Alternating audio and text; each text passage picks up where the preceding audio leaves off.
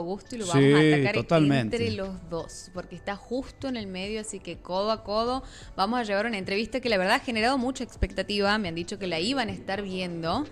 Y a media mañana vamos a tocar un tema increíble y que está resonando mucho en los medios, que es la estatua de San La Muerte en la localidad de La Bajada, departamento Banda, pocos metros de la ruta número 1, que ha producido, mucha polémica, no solo por la morfología de la imagen, sino también por todo lo que implica verla, tenerla y rendirle culto con acontecimientos delictivos que se le han adjudicado como ritos satánicos.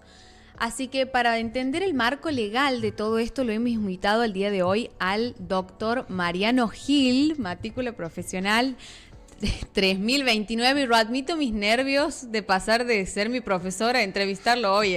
A mí me está nada de bajarme la presión. Bienvenido, profe, doc. Gracias, muchas gracias por recibirme aquí en el estudio también, por supuesto. Qué lindo que es compartir la mesa con ustedes. Dispare. En un tema, Mariano, que despertó todo tipo de suspicacias, desde lo moral, desde lo ético, desde lo legal, lógicamente, la denuncia, ¿no?, de una abogada de intentar justamente desestimar todo esto hoy, o incluso voltear también este homenaje. Y eso también despertó, ¿no, Mile?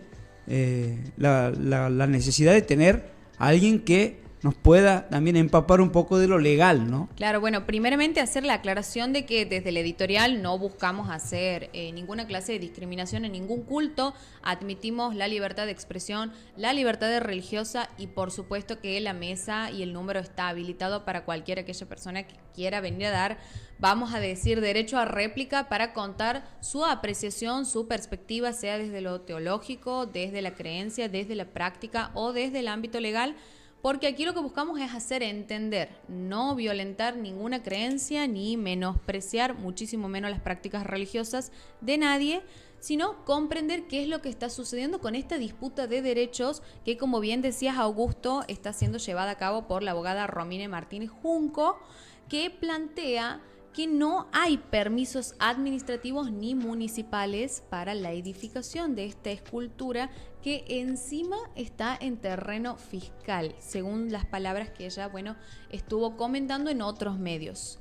Doctor, lo que yo quiero empezar consultándole es sobre la Constitución, porque el artículo 2 de la Constitución plantea que la nación sostiene el culto católico apostólico romano, pero también encontramos el artículo 14 que plantea la libertad de culto. La pregunta sería, ¿cómo conviven jurídicamente estas disposiciones?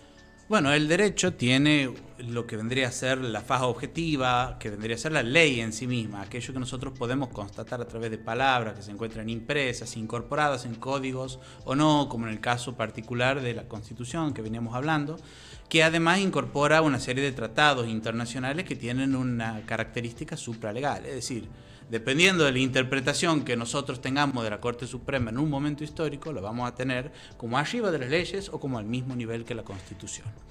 ¿Cuál es el tema con esto?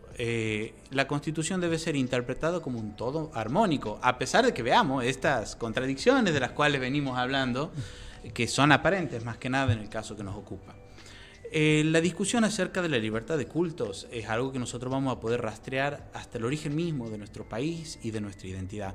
La lucha entre federales y unitarios incluso era una expresión también de una cuestión de cultos, en donde los federales, ustedes recordarán, mueran los salvajes, infieles, unitarios, mientras que los unitarios, que tenían una visión pro-europea, venían ya adquiriendo parte de las discusiones que tenían que ver con la libertad de culto propia del iluminismo europeo y que era hija a su vez de las guerras terribles religiosas que sufrió tras la reforma protestante todo el mundo cristiano de ese momento.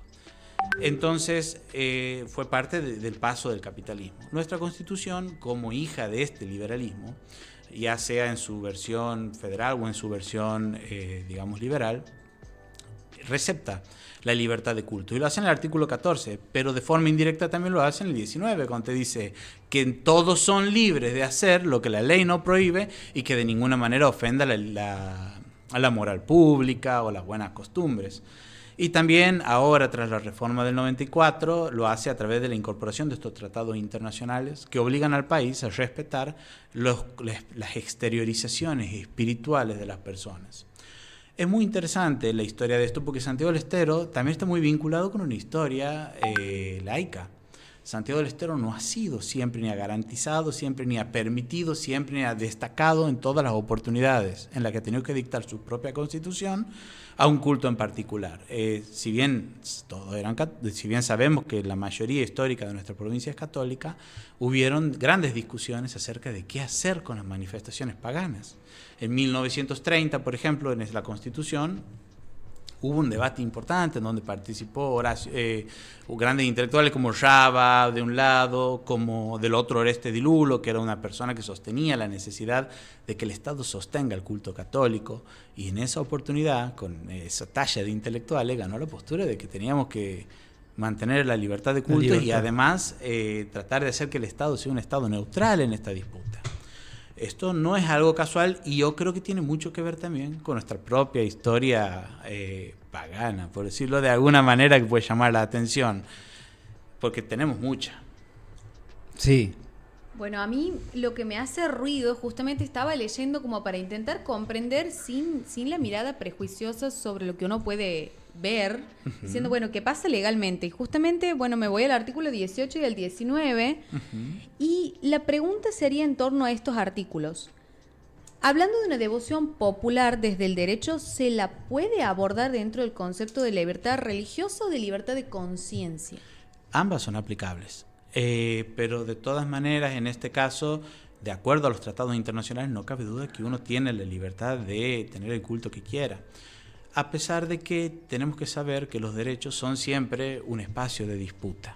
Eso quiere decir que las interpretaciones de las normas que realizan los jueces, las interpretaciones que realiza la gente, las interpretaciones que realizan las instituciones políticas o sociales, son interpretaciones que siempre están en tensión.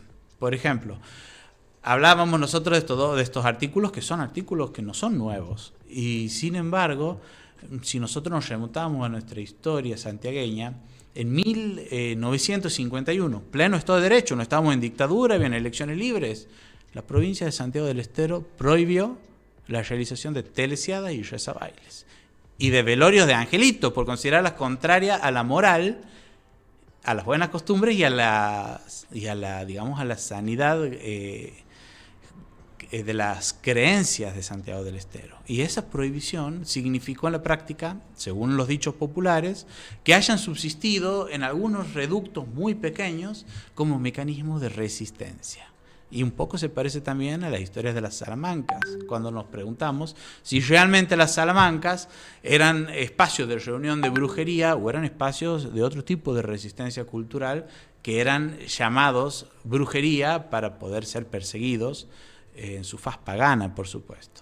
Bueno, justamente basándonos en esta perspectiva justamente prejuiciosa, yo lo que quiero saber si es que el rechazo basado en el culto propio, que en el caso argentino, como bien decía el abogado, es el católico, o el prejuicio no puede ser interpretado en este caso como un acto discriminatorio.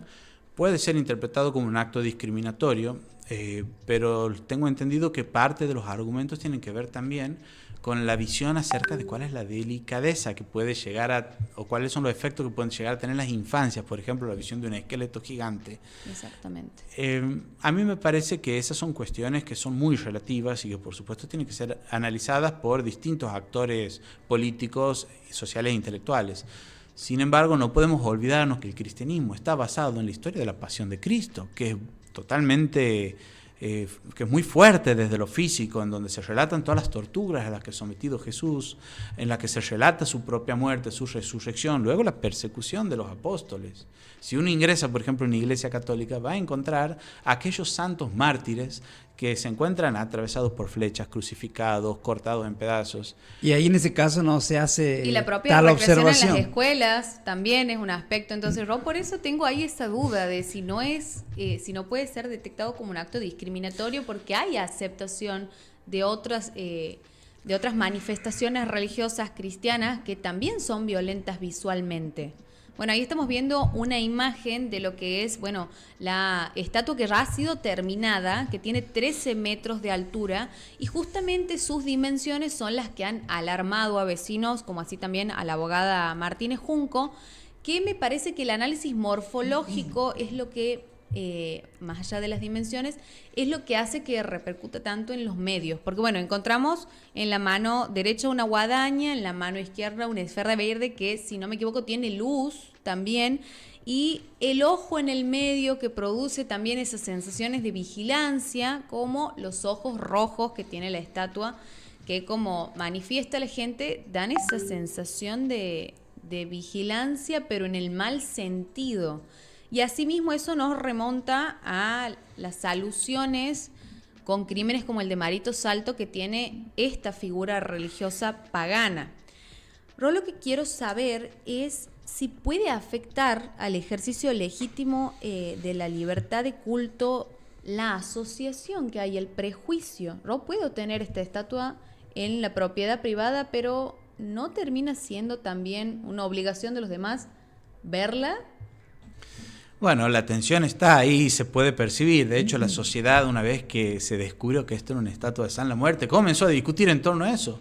Y esta discusión yo creo que nos enriquece a todos, porque nos actualiza sobre cuestiones que creíamos totalmente superadas, como cuál es el rol de la religiosidad, de nuestro vínculo con lo trascendente y con aquello que es inefable como sociedad. Y cuál es el lugar que se le coloca a aquellas personas que justamente sostienen otras creencias. Yo creo que hay una cuestión fuerte de estigmatización hacia los santos populares de forma histórica. Si bien entendemos, nosotros vemos, no sé, en El Barro, por ejemplo, que es la serie esta tumbera, y vamos a ver referencias al Gauchito Gil, a San La Muerte. Como he escuchado decir algunos antropólogos locales, me parece que no podemos nosotros no podemos meter todo en la misma bolsa y tenemos siempre que tener muchos prejuicios. Si bien yo en esto, como educado dentro de la Iglesia Católica, solo puedo ponerme a pensar en las veces en las cuales en la antigua Roma eran perseguidos los cristianos y se les inventaba gran cantidad de cosas, gran cantidad de mentiras acerca de lo que hacían, y bueno, justificó su persecución y eventual exterminio, hasta que bueno, se vino todo este proceso, ¿no?, en el cual se llegó a unificarse con el Imperio Romano y luego de su caída a expandirse al resto de Occidente en términos políticos. Pero sí, yo creo que es algo que extensiona, y me parece que prohibirla por el solo hecho de ser sin que haya habido un delito que lo vincule, me parece que es algo que pisa la libertad de cultos. Y ahora en el problema de la propiedad privada, porque más allá del tema de terrenos, que ese es otro aspecto legal que no vamos a tocar, suponiendo que el terreno le pertenece legalmente a Daniel Quintero, que es bueno quien financió la creación de esta estatua en el Campito de Sanación, ¿cómo es que choca? Aquí yo tengo el derecho a edificar en mi propiedad, que si bien necesito ciertos permisos por los riesgos y demás que supone una edificación de tal tamaño, pero ¿cómo es que se vuelve un hecho de relevancia jurídica y pública? Bueno, se vuelve un hecho de relevancia jurídica en tanto existen distintas visiones. Cuando nosotros nos encontramos ante algo que no genera distintas divisiones acerca de qué es lo que se debe hacer, y bueno, está bien, es un hecho jurídico, un hecho real, un acto jurídico puede ser también, pero que no dispara las tensiones que requieren la intervención de las instituciones estatales. Nosotros aquí justamente estamos por esa tensión que se ha desatado.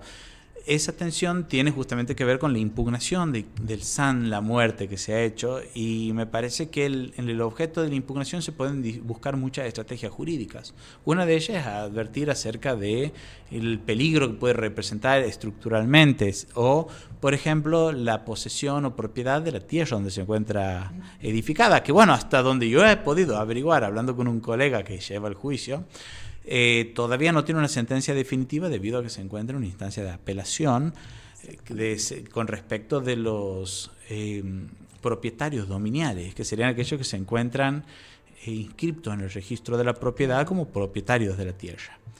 Pero bueno, esas cuestiones son, como vos decías, cuestiones que exceden, por supuesto. Sí creo que obviamente cuestiones que tienen que ver con lo edilicio y el riesgo que esto entraña pueden ser objeto de observaciones por parte del Estado. Y si esta situación no puede ser justificada desde el punto de vista de las reglas de la construcción o del riesgo que entrañe, el Estado puede y debe intervenir, aunque no sé bien en qué consistirán en este caso. Pero solamente en esos casos, Mariano. Solo en esos casos. Porque en esta ola de subjetividad que vivimos hoy en día, la pregunta es cuál es el límite, ¿no? Exactamente. Porque ¿Qué lógicamente derecho pesa más? Esa termina siendo la conclusión de todo. ¿El derecho colectivo o el derecho individual? Totalmente. Bueno, totalmente. Imagínense si es que efectivamente termina llegando el momento en que prospera alguna de estas acciones y se voltea la estatua. Pensemos cuál puede llegar a ser la reacción de los fieles, por ejemplo, de eso. Capaz que nos sorprenden. Porque suma muchos adeptos, ¿no? Inclusive nos hablaron algunos mediante mensajes al número que vemos en pantalla, al que siempre pueden comunicarse con nosotros, porque no es un santo poco reconocido. El problema es el estigma que hay alrededor, me parece, desde el caso de Marito Salto, y eso creo que puede ser el principal inconveniente, porque el prejuicio, la desinformación o el estigma es lo que puede terminar limitando el culto, ¿no? Lo que me llama también la atención es esto de la vulneración a los derechos de las infancias. A mí me gustaría saber cuál sería la vulneración con la imagen presente en propiedad privada. Bueno, es una especulación en torno a lo que puede llegar a plantear, por supuesto, la colega, que, por supuesto, el derecho a peticionar al Estado está garantizado y ella puede peticionar lo que quiera, digamos. A veces los abogados decimos, puedes pedir un elefante rosa, pero de ahí a que te lo den.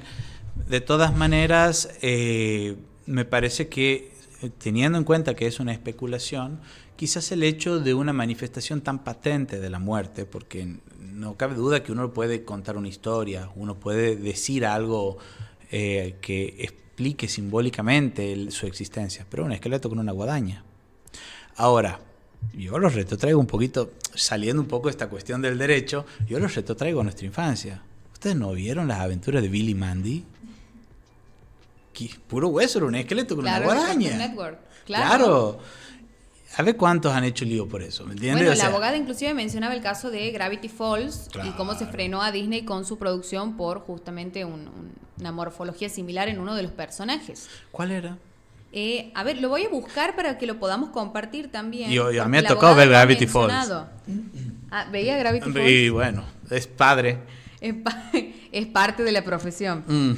Bueno, a mí justamente mientras leía, iba viendo, iba escapándose de esta parte religiosa, porque como aclaraba en un principio, esto no es qué religión vale más, qué religión es legítima o qué religión es ilegítima. Lejos de eso, en la editorial lo que queríamos es trasladar al marco legal y comprender cuáles son los derechos que están en disputa a partir de lo que planteaba la abogada Junco. Y ¿existe una vía legal de reclamo si los vecinos dijeran que encuentran posibles implicaciones negativas económicamente? Porque más allá de lo psicológico y de lo subjetivo, tengamos en cuenta que el prejuicio puede ser general, inclusive puede decir, no, mira, Roa, ya no voy, a tu pueblo no voy a ir, no voy a invertir ahí porque ese lugar tiene una estatua públicamente exhibida que para mí simboliza algo satánico, sea o no sea esa la verdad, ¿no? Sí, obviamente pueden hablar acerca de perjuicios y pueden y tenerlo en cuenta eso también. Sin embargo, en la experiencia de la Argentina y todo su panteón pagano, puede ser lo contrario. Sí. O sea, imagínate, por ejemplo, por supuesto esto lo hacen por una cuestión de fe, no digo que lo hagan por dinero, nada, pero vos tienes, siguiendo el antiguo camino real en Santiago del Estero, uno tras otro santos populares, en algunos casos disfrazados como santos católicos, pero que tienen una festividad netamente pagana, como San Esteban. Como San Esteban, tal cual. Bueno, lo que hacía ruido también en la gente es ¿por qué mi santo, es decir, San la Muerte, les perjudica a ustedes su vida y el Gauchito Gil no? Si ambos son santos paganos y el apoyo es el culto de la nación. Es la morfología el problema si hacemos, digamos, una reducción, que más allá de que está mal, el problema es la morfología. Y principalmente me parece que sí, pero no solamente por un tema de morfología. Yo creo que realmente está demasiado asociado a un culto, como se podría decir, tumbero.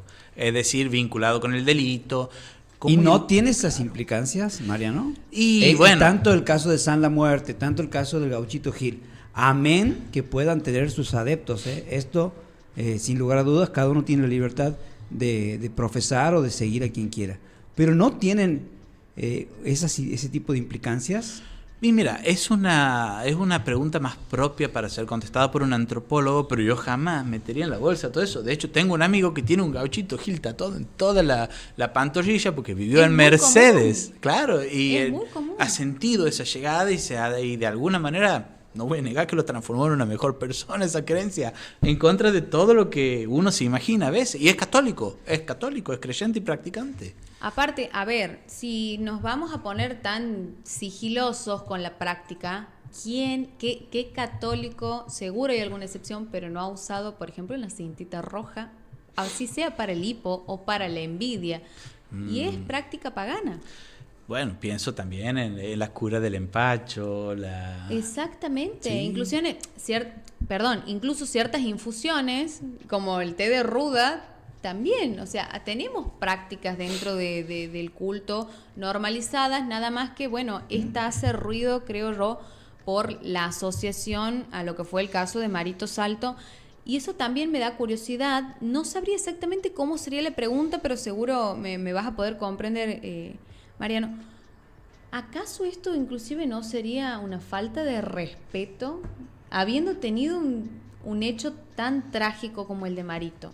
Permitir una estatua de estas, ¿no sería acaso una falta de la memoria colectiva? Bueno, ahí podemos ver al padre de Marito. Bueno, yo creo que no podemos nosotros, lamentablemente, ojalá fuera tan fácil, ¿no? Pero no podemos pasar de lo simbólico a lo real y de esta manera transformar una creencia que puede tener un origen o expresiones distintas en la culpable de lo que pasó con Marito Salto. Yo no conozco una liturgia específica de San La Muerte.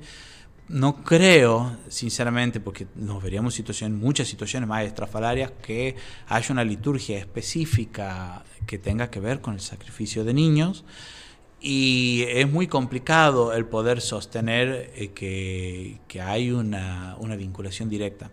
Hay, como te digo, a la historia de la gran mayoría de las religiones, nosotros vamos a encontrar fuertes procesos de persecución y demonización. No digo que esto sea una religión organizada políticamente, pero es una creencia popular. Y esa creencia puede significar para algunas personas el bien y para otras personas una cosa horrible. De hecho, durante las cruzadas, las cosas que se hicieron en nombre de Cristo, o durante los distintos momentos de expansión del Islam, las que se hicieron en nombre de la fe y de Alá, y aquí en América, las que se hicieron contra las creencias anteriores, respecto de lo que pasó de lo que pasó con el holocausto indígena. Aquí llegaron y aquello que se veía que era pagano era perseguido. Hay un libro muy interesante que se llama Las Salamancas de Lorenza, de una antropóloga, Judith Faberman, que nos habla acerca de la persecución de brujas en Santiago del Estero, en el Tucumán. ¿Y qué pasó con eso? Hay evidentemente una disputa de poder religioso en el cual siempre nosotros tenemos que estar atentos de no caer. Claro. La tolerancia a los cultos justamente lo que persigue es evitar caer en ese otro extremo. Yo no creo, en base a lo que puedo ver, que San La Muerte sea en sí mismo un culto hacia el mal. Puede ser que así como hay personas que utilizan otras cuestiones religiosas y están vinculadas al mundo del delito, también San La Muerte se ha vinculado de esa manera. Todos nos ha tocado ver personas que en alguna condición de ser, digamos, alguna condición legal en la cual hayan sido señalados, condenados como delincuentes, tienen una cruz.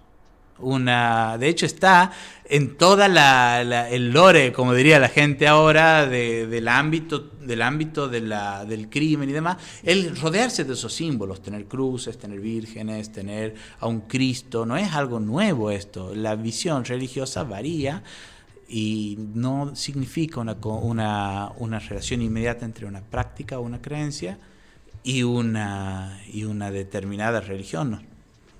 Una última consulta que tengo sería, ¿cómo en este caso cree usted que va a ser la resolución? ¿Qué derecho es el que va a pesar más? Bueno, nosotros los abogados somos un poco eso también, ¿no? Como brujos que tratan de predecir las decisiones de los jueces. Yo creo que en este caso, si no se observa un daño objetivo que trascienda lo individual y la creencia, por supuesto que es una imagen que va a permanecer.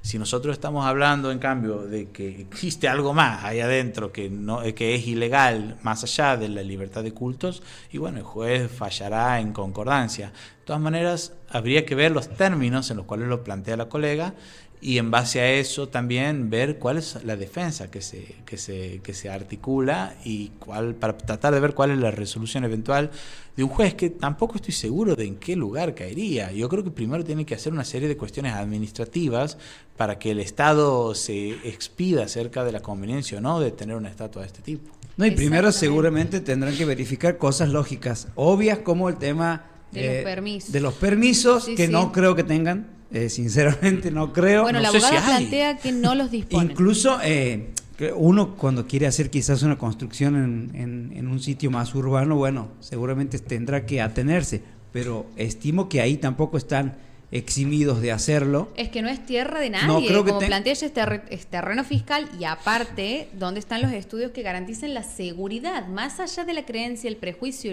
y la protección de las infancias que quieran hacer, como dice ella, la abogada, ¿han visto que esto no se vaya a caer? Y si se cae, ¿quién responde? Y como plantea ella, es el Estado, porque está en terreno fiscal. Y ahí hay otro problema nuevamente. Ojo, que me parece que no es terreno fiscal, ¿eh? Ella manifiesta que sí. Ahora, puede que el abogado tenga un dato que nosotros no. Bueno, esas son cuestiones. He hablado ahí, he preguntado. Esas son cuestiones fáciles de corroborar, ¿no? Me imagino para un Estado presente fácilmente puede verificar si esto realmente es fiscal, si es privado. Lo que no hay ningún tipo de duda es que San La Muerte hizo de las suyas, porque está en la boca de todos, está... Ojo, y hay mucha gente que habla de eso también, ¿no? Es que sí, porque realmente puso en el tapete quizás un tema que no se venía hablando, que no se venía discutiendo, y la verdad que, bueno, después las atribuciones que cada uno le da son a título personal, pero hizo de las suyas. El tamaño seguramente llamó la atención, fue voluntario quizás justamente hacerlo de este tamaño para poner este tema en discusión. Exactamente, Augusto. Bueno, y agradecemos al doctor por compartir la mañana con nosotros y brindarnos un marco legal más claro para que todos aquellos que no somos afines a la ley podamos comprender qué es lo que está en disputa, cuáles son las posibilidades de resolución también, que bien lo aclaraba el doctor, hay que ver qué es lo que presentan las partes y asimismo, indudablemente, ver si se disponen los permisos o no, que es eso lo que creo que podría terminar llevando a una decisión definitiva sobre si demoler o levantar una pared que la tape, como bien decía la abogada, para limitar la visibilidad y que la vea solo aquel que quiera acudir a verla en el campito de sanación. Son las 10:38 de la mañana aquí en la editorial Stream, Santiago del Estero con bastante frío y tenemos que hacer un pequeño corte publicitario, pero indudablemente hemos quedado con ganas de más y no va a faltar la oportunidad para que el doctor nos acompañe nuevamente en el medio como corresponde. Muchas gracias a los dos. Bueno, muchas gracias, Mariano. Por favor.